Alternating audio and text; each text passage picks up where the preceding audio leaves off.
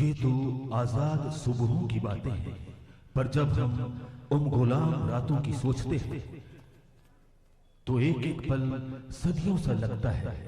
चित्कार करती हुई जंजीरों की आवाजें रोम रोम में सिहरन सी भर देती है। वो रक्त रंजित इतिहास हमें उन वीरों की याद दिलाता है जिनके खून के कतरों ने भारत की आजादी का बीज बोया। और अब इस गरिमामयी समारोह के मुख्य अतिथि मुख्यमंत्री छत्तीसगढ़ शासन माननीय श्री भूपेश बघेल जी प्रदेश की जनता के नाम अपना संदेश प्रस्तुत करेंगे। हमार सियान दाई दीदी भाई बहनी संगवारी और मयारू नोनी बाबू मल्ल जय जोहार। आज भारत के 73वां गणतंत्र दिवस हवै। हम भारत के लोग के बनाए अपने संविधान ला लागू करे के पावन दिन है। ये बेरा में आप मन के हार्दिक अभिनंदन हवै। जब हम अपने गौरवशाली संविधान की बात करते हैं तो हमारी आंखों के सामने उन अमर शहीदों के चेहरे नजर आते हैं जिनकी बदौलत भारत आजाद हुआ था। अमर शहीद गैन सिंह, शहीद वीर नारायण सिंह, वीर गुंडाधुर जैसी विभूतियों की बदौलत 1857 की क्रांति से पहले हमारा छत्तीसगढ़ भारत की राष्ट्रीय चेतना से जुड़ा था। आजादी के आंदोलन से लेकर गणतंत्र का वरदान दिलाने तक जिन महान विभूतियों ने अपना योगदान दिया उन सबको मैं सादर नमन करता हूं। हमारे दूरदर्शी पुरखों ने आजादी की लड़ाई के साथ साथ आजाद भारत के संविधान का सपना ही नहीं देखा था बल्कि इसकी ठोस तैयारी भी शुरू कर दी थी। यही वजह है कि हमारे संविधान में देश की विरासत, लोकतांत्रिक मूल्य, पंचायत की अवधारणा को अहम स्थान मिला। राष्ट्रपिता महात्मा गांधी, प्रथम राष्ट्रपति डॉक्टर राजेंद्र प्रसाद, प्रथम प्रधानमंत्री पंडित जवाहरलाल नेहरू, प्रथम विधि मंत्री बाबा साहब डॉक्टर भीमराव अंबेडकर, प्रथम उप प्रधानमंत्री तथा गृह मंत्री सरदार वल्लभ भाई पटेल, प्रथम शिक्षा मंत्री मौलाना अबुल कलाम आजाद सहित संविधान निर्माण की प्रक्रिया में शामिल महान भावों और उस दौर के विभूतियों ने भारत के नवनिर्माण की नींव रखी थी। उसी पर देश बुलंदियों के नए नए शिखर पर पहुंचे हैं। मैं उन सभी के योगदान को याद करते हुए सादर नमन करता हूं। आज जब हम अपने देश की पावन पहचान तिरंगे झंडे की छांव में खड़े होते हैं तो आन बान और शान से लहराते तिरंगे में हमें अपनी महान विरासत के अनेक रंग दिखाई पड़ते हैं जो हमें भाव विभोर करते हैं और गौरव का एहसास दिलाते हैं। हमें अपनी आजादी को बचाने, गणतंत्र को मजबूत करने, संविधान के प्रति आस्था और निष्ठा दोहराने के लिए प्रेरित करते हैं। हमें इस बात का पुरजोर एहसास होता है कि हमारा संविधान ही हमारे लोकतांत्रिक मूल्यों, मौलिक अधिकारों का प्रणेता है। इसे सहेज कर रखना हम सबका परम कर्तव्य है। भाइयों और बहनों, इस वर्ष हम देश की आजादी की 75वीं सालगिरह मनाएंगे। यह अवसर मनन करने का है, क्या देश आजादी तथा लोकतंत्र के लक्ष्यों को पूरी तरह हासिल कर सका है। आजादी के समय जिस तरह सांप्रदायिक उन्माद का वातावरण बनाया गया था, क्या आज हम उस चुनौतियों से निश्चिंत हो पाए हैं? क्या जनता के स्वाभिमान, स्वावलंबन और सशक्तिकरण के लक्ष्य पूरे हो पाए हैं? यदि नहीं, तो आज की सबसे बड़ी प्राथमिकता क्या होनी चाहिए? क्या सांप्रदायिक उन्माद देश की प्रगति में रुकावट नहीं है?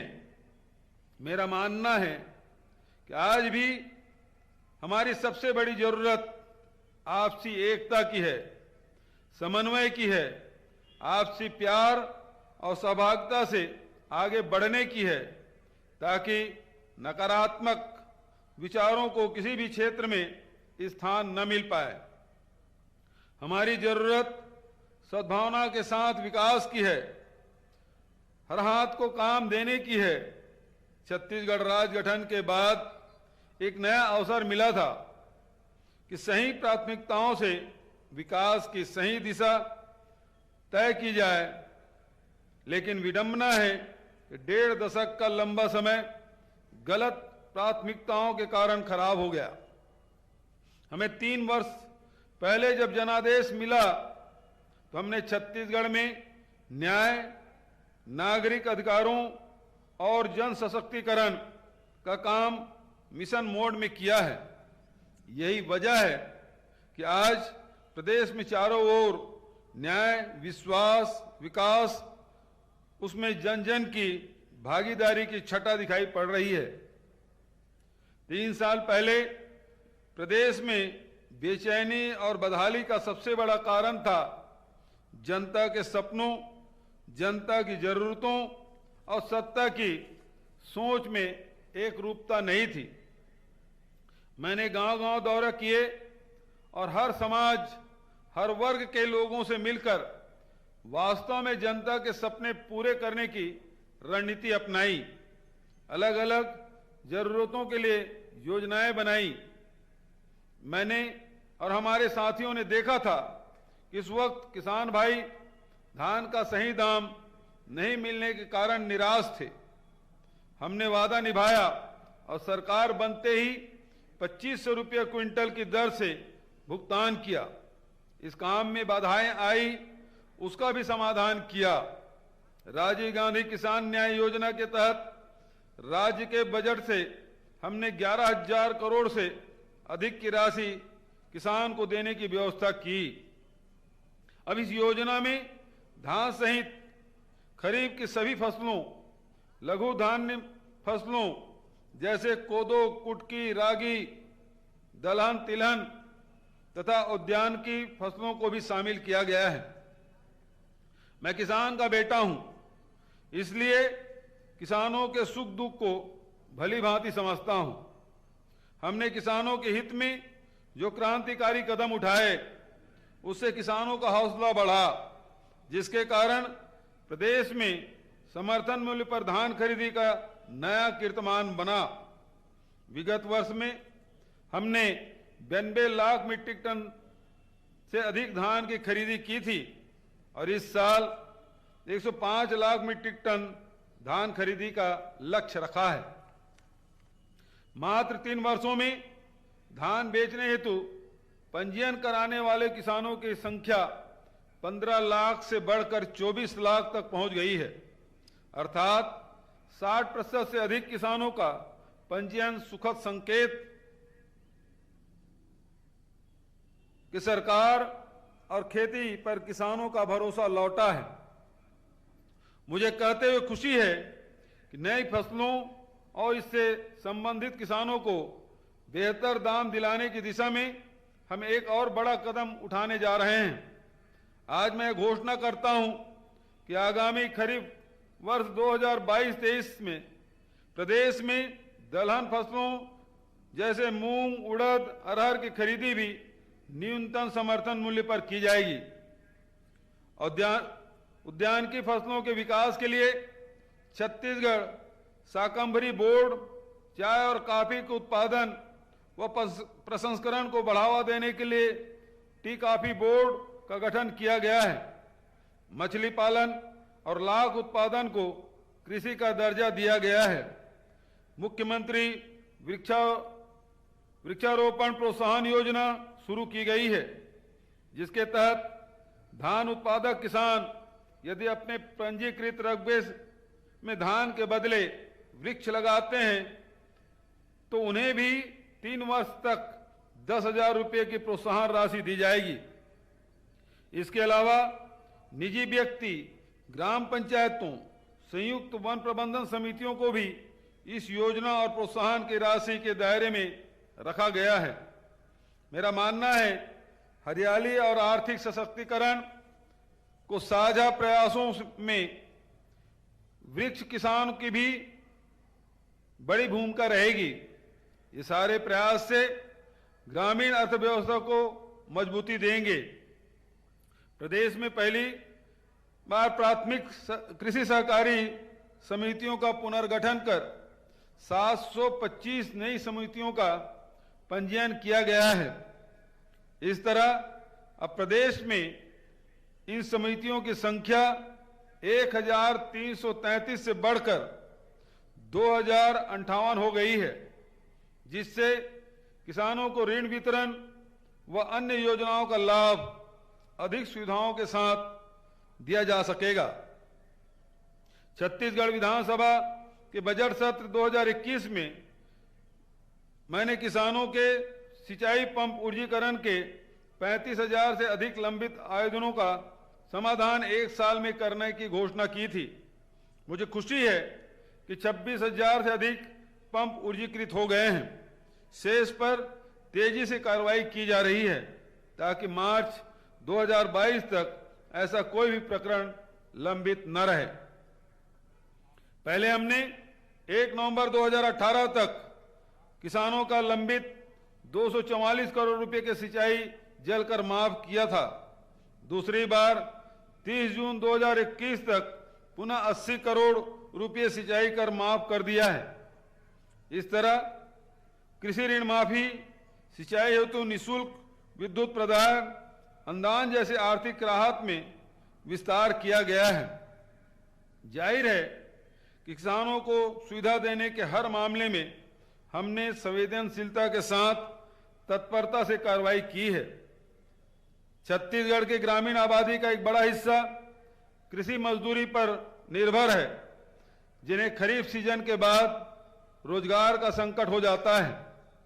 ऐसे भूमिहीन कृषि मजदूरों के लिए हमने राजीव गांधी ग्रामीण भूमिहीन कृषि मजदूर न्याय योजना के तहत इस वित्तीय वर्ष से लाभ देने की भी घोषणा की थी, जिसके तहत प्रति वर्ष 6,000 रुपया प्रदान करने का प्रावधान है। दिसंबर 2022 में विशेष ग्राम सभाओं से पात्र हितग्राहियों का अंतिम चयन हो चुका है। गणतंत्र दिवस के तत्काल पश्चात 1 फरवरी को पहली किस्त की राशि पात्र हितग्राहियों को अंतरित की जाएगी। महात्मा गांधी राष्ट्रीय ग्रामीण रोजगार गारंटी योजना में 60% राशि कृषि कार्यों को बढ़ावा देने के लिए खर्च करने का प्रावधान भारत सरकार के द्वारा किया गया है, लेकिन छत्तीसगढ़ में हमने कृषि व संबंधित कार्यों के लिए 76% राशि खर्च की है। इसी प्रकार जल जंगल जमीन से संबंधित कार्यों के लिए प्राकृतिक संसाधन प्रबंधन के लिए 65% के प्रावधान के विरुद्ध हमने छत्तीसगढ़ में 82% राशि खर्च की है। कोरोना के दौर में मनरेगा से गांव में बड़े पैमाने पर रोजगार देने का कीर्तिमान बनाया गया था। वहीं अन्य विभागों की योजनाओं के साथ अभिसरण से हमने मनरेगा की व्यापक सार्थकता साबित की है। हमारी सुराजी गांव योजना में नई अर्थव्यवस्था की बुनियाद बनाने में सफल हो रही है। इसके अंतर्गत नरवा, गरवा, घुरुआ बारी के विकास के काम अब बड़े पैमाने पर हो रहे हैं। गोधन न्याय योजना ने ग्रामीण तथा शहरी गौपालकों को आजीविका का नया जरिया उपलब्ध कराया है। इस योजना से अभी तक 122 करोड़ रुपया से अधिक का गोबर खरीदा जा चुका है। इसे वर्मी कंपोस्ट उत्पादन और उपयोग की एक नई क्रांति ने जन्म लिया है, जिससे देश में आसन्न रासायनिक खाद संकट को हल करने में मदद मिलेगी। गौठान अब रूरल इंडस्ट्रियल पार्क के रूप में विकसित हो रहे हैं। गोबर से बिजली, प्राकृतिक पेंट तथा अन्य उत्पादों का निर्माण करने की पहल की गई है। अब गोबर की आर्थिक, सामाजिक, सांस्कृतिक उपयोगिता के सभी पहलुओं पर व्यापक और सुसंगत ढंग से काम करने के लिए गोधन न्याय मिशन का गठन मील का पत्थर साबित होगा। कोरोना महामारी के समय जब बड़ी संख्या में हमारे प्रवासी श्रमिक छत्तीसगढ़ लौटे, तब हमने उनके हित के लिए विशेष प्रयास करने का संकल्प लिया था, जिसे अमल में लाते हुए छत्तीसगढ़ राज्य प्रवासी श्रमिक नीति 2020 को बनाकर लागू किया गया है। असंगठित श्रमिकों के पंजीयन, पलायन पंजी का ऑनलाइन संधारण, विभिन्न कल्याणकारी योजनाओं के संचालन के लिए उत्कृष्ट कार्य हेतु भारत सरकार द्वारा छत्तीसगढ़ को राष्ट्रीय ई श्रमिक सेवा पुरस्कार से सम्मानित किया गया है। श्रम कल्याण के प्रयासों को आगे बढ़ाने के लिए आज मैं यह घोषणा करता हूं कि प्रत्येक जिला मुख्यालय तथा विकासखंड स्तर पर मुख्यमंत्री श्रमिक संसाधन केंद्र की स्थापना की जाएगी।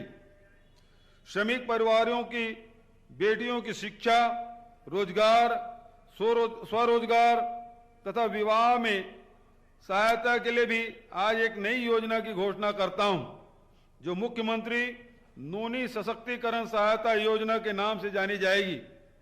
इस योजना के तहत छत्तीसगढ़ भवन एवं अन्य सन्निर्माण कर्मकार कल्याण मंडल में पंजीकृत हितग्राहियों के प्रथम 2 पुत्रियों के बैंक खाते में 20-20 हजार रुपये की राशि का भुगतान एकमुश्त किया जाएगा। जरूरतमंद तबकों को खाद्यान्न उपलब्ध कराने के लिए सार्वजनिक वितरण प्रणाली का अतुलनीय योगदान रहा है, लेकिन छत्तीसगढ़ में 1.5 दशक में यह व्यवस्था की बदहाली की भेंट चढ़ गई थी। हमने सार्वभौम पीडीएस का वादा निभाया, जिसका लाभ 2,55,00,000 लोगों को मिलने लगा है। यह वर्ष 2021 की जनगणना के अनुसार 100% कवरेज है। विगत एक वर्ष में 778 नई उचित मूल्य दुकानों शुरू की गई है। आयरन फोलिक एसिड युक्त फोर्टिफाइड चावल वितरण की शुरुआत हमने कोंडागांव जिला से की थी, जिसे अब पूरे प्रदेश में मध्याह्न भोजन के योजना तथा पूरक पोषण आहार योजना में लागू कर दिया गया है। इस तरह खाद्यान्न सुरक्षा के साथ पोषण सुरक्षा के लिए भी नए उपाय किए जा रहे हैं।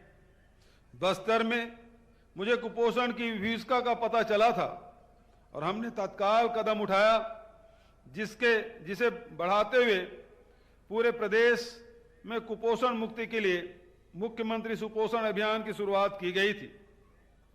हमारी इस पहल से लगभग 1,60,000 बच्चे कुपोषण मुक्त हुए हैं तथा 1 लाख से अधिक महिलाएं एनीमिया से मुक्त हुई हैं।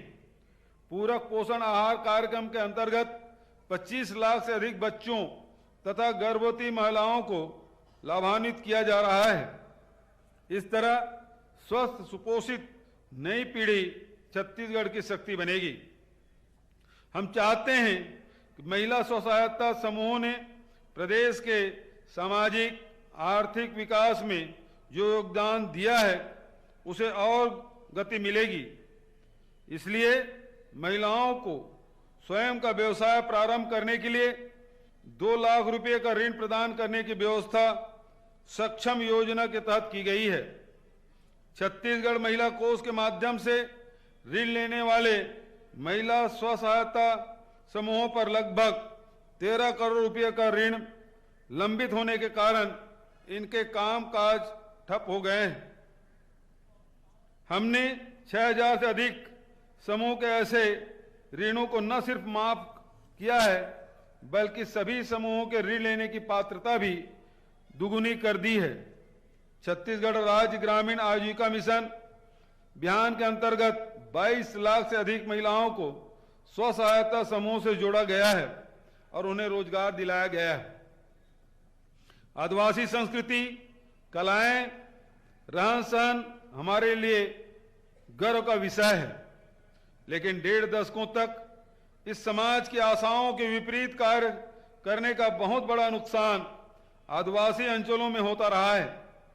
वहीं दूसरी ओर भौगोलिक परिस्थितियों और समाज की सरलता का लाभ उठाते हुए नक्सलवादियों ने भी इन्हें हिंसक गतिविधियों का केंद्र बना लिया था। इस पृष्ठभूमि में हमने आदिवासी बसाहटों में समुचित और सुसंगत विकास की रणनीति अपनाई, जिससे परस्पर विश्वास के वातावरण में एक नई शुरुआत हो। आज मुझे कहते हुए बहुत खुशी का अनुभव हो रहा है, हम अपनी रणनीति में सफल हो रहे हैं, जिसका लाभ आदिवासी अंचलों में दिखाई पड़ रहा है।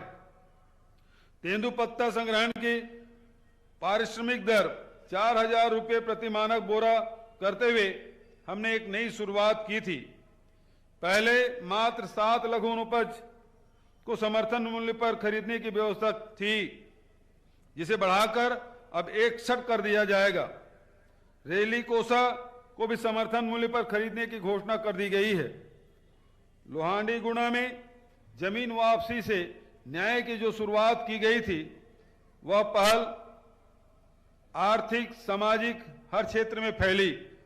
नक्सली हिंसा के कारण बंद स्कूलों को चालू कराना, अदालती मामलों से मुक्ति, निरस्त वन अधिकार दावों की समीक्षा, व्यक्तिगत तथा सामुदायिक वन अधिकार अधिमान्यता पत्रों का वितरण, कुपोषण मुक्त बस्तर, मलेरिया मुक्त बस्तर अभियान, डीएमएफ व अन्य निधियों की मदद से काजू, कॉफी, पपीता जैसे नए ढंग से खेती को बढ़ावा, कनिष्ठ